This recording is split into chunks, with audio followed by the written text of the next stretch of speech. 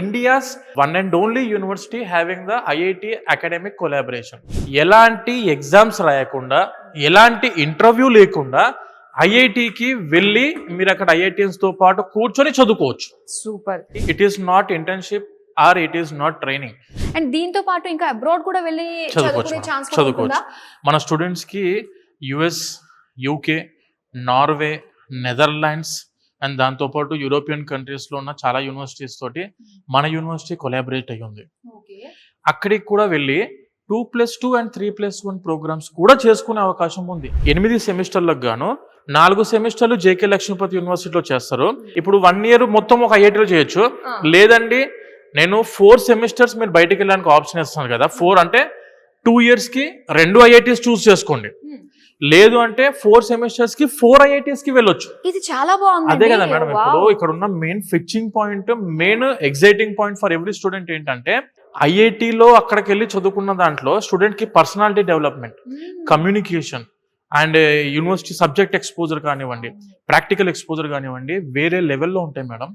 ఆ ఆప్షన్ ఇక్కడ ఉంది. మెయిన్ ఇక్కడ యూనివర్సిటీలో ఉన్న ఫ్యాకల్టీ ఐఐటి, ఎన్ఐటి ఆ టైప్లో అక్కడ నుంచి పిహెచ్డి, బీటెక్ కానివ్వండి, ఎంటెక్ కానివ్వండి, పిహెచ్డి కానివ్వండి, రీసెర్చ్ కానివ్వండి, ఆ టైప్ ఆఫ్ హైయర్ ఇన్స్టిట్యూషన్స్లో కంప్లీట్ చేసిన ద మోస్ట్ ఎక్స్పీరియన్స్డ్ ఫ్యాకల్టీ అందుబాటులో ఉన్న ప్లేస్ మన జేకే లక్ష్మీపతి యూనివర్సిటీ. అంటే కరికులంలో కూడాను 100% మనకు ఐఐటికి సూటబుల్ కరికులం ఏదైతే ఉంటుందో దాన్ని, ఎందుకంటే మళ్ళీ క్రెడిట్స్ మిస్ మ్యాచ్ అవ్వకుండా క్లాస్ రూమ్లో బుక్కులు పట్టుకుని థియరిటికల్ చదువుకునే రోజులు కావు ఇవి.